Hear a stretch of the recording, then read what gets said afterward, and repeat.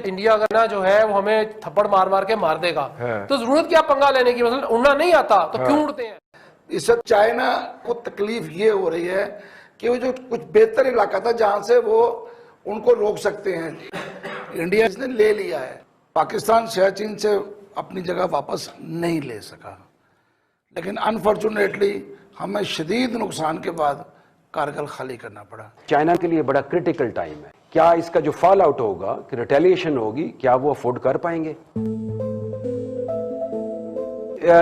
Public जो है, एक उनकी पब्लिक और एक उनका मीडिया, वो उनको कंपनसेट करने के लिए, बताने के लिए कि हम कुछ करने जा रहे हैं, हम टॉलरेट नहीं करेंगे। इस तरीके से मोदी साहब की पर्सनैलिटी है, वो कुछ भी हो सकता है, लेकिन इस लेवल पे वो नहीं जाएंगे कि वो जंग पूरी फुल फ्लैज हो जाए। ठीक है, तो चाइना की ये भी तो कोशिश हो सकती है ना कि मैं मैक्सिमम स्पेस गेन कर लूं, कि उसके बाद अगर मुज़ाकरात हों भी ड्यूरिंग स्नोफॉल और दोनों साइडें अपनी अपनी पोजीशन पे दबक के बैठी हों, तो उस वक्त जो है वो मैं अपर हैंड पे मुज़ाकरात की टेबल पे जाऊं। ये इस तरह की भी तो कोई मूव हो सकती है। ऐसी मूव 2 दफा हो चुकी है, आपको याद होगा। इंडिया ने सियाचिन में की थी, पाकिस्तान ने कारगिल में की थी। ठीक है, पाकिस्तान सियाचिन से अपनी जगह वापस नहीं ले सका, लेकिन अनफॉर्चुनेटली हमें शदीद नुकसान के बाद कारगिल खाली करना पड़ा। हम वहां से वापस आ गए और हमने वो चीजें, वो जगह छोड़ दी जहां से इंडिया का हमने राब्ता सियाचिन के साथ बिल्कुल अपने सामने रखा हुआ था, और जब चाहे मर्जी किसी को रोक लेते आप, ऊपर कोई नहीं जा सकता। प्रॉपर प्लान अब तो ये साबित हो गया ना कि हमने जो कुछ किया था वो भी हमने अपने किया, अपने प्लानिंग के साथ ही था। चाचू, हम तो नीचे रह गए। चाचू चंद एरोनॉटिकल माइल के ऊपर सकर्दू मौजूद था। इंडियन एयरफोर्स जब वहां पे आके MiG-29 मार रही थी, तो हम क्यों नहीं अपने F-16 मार सके वहां पे। इंडिया ने भी अब वहां तक अपना ग्रिप तो कर ली है, तो वो इतनी आसानी से वापस नहीं जाएगा। बिल्कुल ठीक है, वो पाकिस्तान नहीं। अब मुझे पता चला है इंडियन सबसे ज्यादा गालियां हमारे गेस्टों में से जिसको देते हैं वो चाचू है। कोई बात नहीं, मैं पाकिस्तानी, मुझे उनकी गालियां खा के कुछ होती है, कोई फर्क नहीं पड़ता। चीन को ये भ्रांति है कि भारत एक छोटा सा देश है, फिलीपीन जैसा, जो कि दादागिरी सह लेगा, धक्के खा के चुपचाप सिमट के कोने में बैठ जाएगा, तो ये भारी भूल है चीन की। ये भारत चीन सीमा पर हालात सामान्य करने के लिए बातचीत चल रही थी कि अब वह दोबारा तनाव बढ़ने की खबर आई है। दरअसल भारत ने सोमवार को आरोप लगाया कि चीन के सैनिकों ने पूर्वी लद्दाख में सीमा पर बनी सहमति का उल्लंघन किया है। भारतीय सेना के मुताबिक 29-30 अगस्त की रात झड़प हुई है। सेना ने कहा कि चीनी पीपल्स लिबरेशन आर्मी यानी PLA ने सीमा पर यथास्थिति बदलने की कोशिश की, लेकिन सतर्क भारतीय सैनिकों ने ऐसा होने नहीं दिया।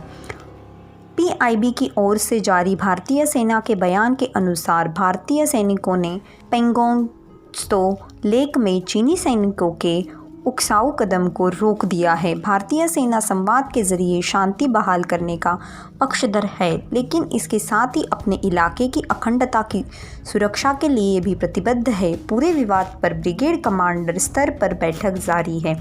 हालांकि चीन ने अपने सैनिकों को LAC को पार करने की खबरों का खंडन किया है। चीन के सरकारी अखबार ग्लोबल टाइम्स के मुताबिक PLA की वेस्टर्न थिएटर कमांड ने कहा है कि भारत ने 31 अगस्त को गैर कानूनी तरीके से LAC को पार किया, जिसका चीन विरोध करता है।